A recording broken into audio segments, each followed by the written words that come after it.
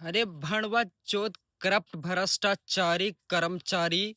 क्या इसी दिन को देखने के लिए उड़ीसा सरकार ने तुम्हें अपने ग्रामीण बैंक में कर्मचारी बनाया था कि तुम लाचार बेबस मजबूर अनपढ़ व्यक्ति के साथ इस तरह से व्यवहार करो मात्र 19,300 रुपये के लिए।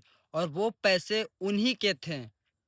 जब वो व्यक्ति तुम्हारे पास पैसा लेने गया तो तुमने उसकी मृत्यु का प्रूफ मांगा, डेथ सर्टिफिकेट मांगा, और उस इंसान को ये नहीं कहा कि तुम कुछ प्रक्रियाओं से आपकी बहन जिनके नाम से हमारे खाते में हमारे बैंक में पैसे हैं उनके नाम से आप ऐसे नहीं निकाल सकते कि ऐसे ही डायरेक्ट उसके नाम से आप निकाल लो। आप पढ़े लिखे समझदार लोग इस व्यक्ति को कहते कि भाई आप कुछ प्रक्रियाओं से डॉक्यूमेंटेशन से गुजरिए जहां से एक मृत्यु प्रमाण पत्र मिल जाएगा और फिर मैं आपको आपके पैसे वापस कर दूंगा। लेकिन पढ़े लिखे गवार लोग भी इस बेचारे के साथ गवार जैसी हरकतें की और झट से कह दिया कि जाओ अपनी बहन की मरी हुई बॉडी लेके आओ तभी हम मानेंगे कि तुम्हारी बहन मर गई है और फिर मैं उसके पैसे तुम्हें दूंगा। और वही वो व्यक्ति जाके अपनी बहन का कबर खोदता है और लाश लेके डायरेक्ट बैंक पहुंच जाता है और इस दृश्य को देखते ही ये न्यूज़ पूरी तरह फैल जाता है। भाई क्या बीतती होगी उस भाई के ऊपर जिसे पता है कि उसके पास पैसे तो हैं मगर उसकी बहन के अकाउंट में है और अब वो उसकी बहन नहीं रही इस दुनिया में क्योंकि उसने खुद अपनी बहन को दफनाया है कब्र में। और जब वो पैसे निकालने जाते हैं तो वहां के ग्रामीण कर्मचारी लोग कहते हैं कि अपनी बहन का डेथ सर्टिफिकेट मतलब उन उसकी लाश लेके आओ तभी हम जानेंगे कि तुम्हारी बहन मर चुकी है और फिर मैं आपको पैसे दूंगा। बताओ यार इस तरह से शर्मनाक घटना जब सामने आई तो समझ सकते हो कि एक दिल दहला देने वाली। और उस सीधे साधे इंसान ने वही किया, अपनी बहन का कब्र खोद के सीधा बैंक लेके चला आया।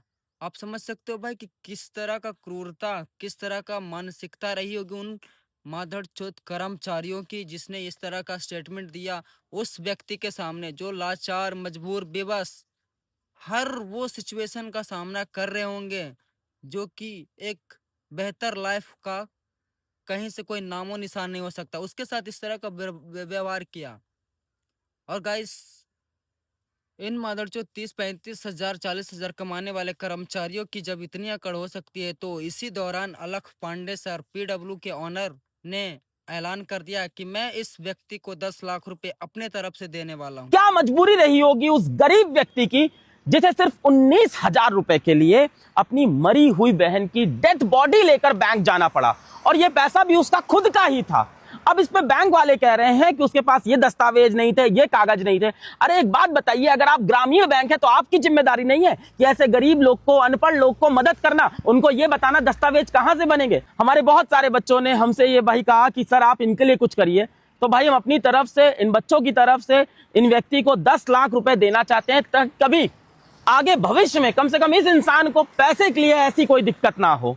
पर एक बात बताइए, इस काम को करने से क्या सारी प्रॉब्लम सॉल्व हो जाएगी? नहीं होगी भाई। प्रॉब्लम तब सॉल्व होगी जब हमारी सरकार, हमारे न्यायालय कुछ ऐसे नियम बनाए कि जहां अनपढ़ लोग हैं वहां पे जो प्रोसेसेस होते हैं, काम होते हैं, वो थोड़े आसान हो। समझ सकते हो ये कोई छोटी बड़ी छोटी बात नहीं है कि कोई अदर फील्ड के इंसान, वो ना कोई नेता है ना कोई मंत्री ना कोई विधायक विधायक वो, लेकिन फिर भी उन्होंने अनाउंस कर दिया है कि मैं इन्हें 10 लाख रुपए देने वाला हूँ, बस हमें इन तक पहुंचने का कोई जरिया बता दो। सो सैल्यूट है पीडब्ल्यू को, सैल्यूट है अलख पांडे सर को, सैल्यूट है उन पीडब्ल्यू में पढ़ने वाले बच्चों को।